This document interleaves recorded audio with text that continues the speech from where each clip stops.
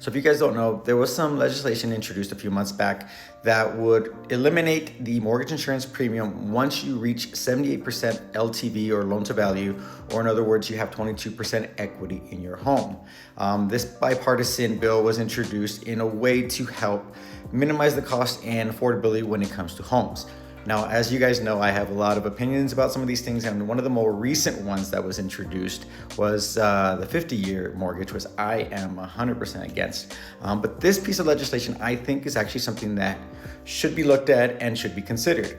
Now, why is that important, or why does this matter? Well, first of all, if you guys don't know, FHA currently has the MIP on their loans for the life of the loan, meaning if you do not refinance, you do not sell your property, you do not change your loan from FHA to conventional, again, that would be through refinancing, you would have to pay that mortgage insurance premium for the life of that loan.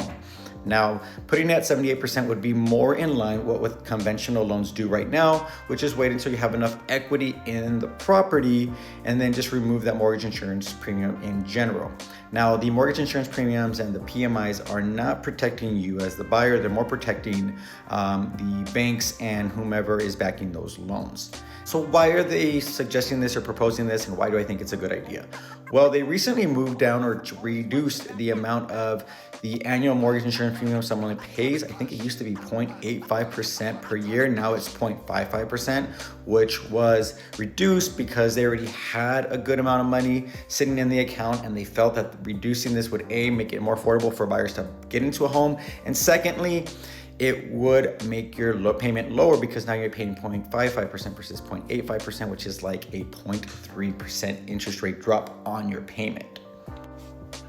And if we're able to actually do something like this would make FHA loans a lot better than they are now. And considering that we have the funds available to do that, I don't see why we couldn't necessarily visit this. I mean, it doesn't necessarily have to be permanent, just in case things do happen in the future, but it would be a great way for people to be able to get into an FHA loan and not have to worry about that for the rest of their life and have to think about refinancing in the future if they don't have to, especially if they have a really good rate.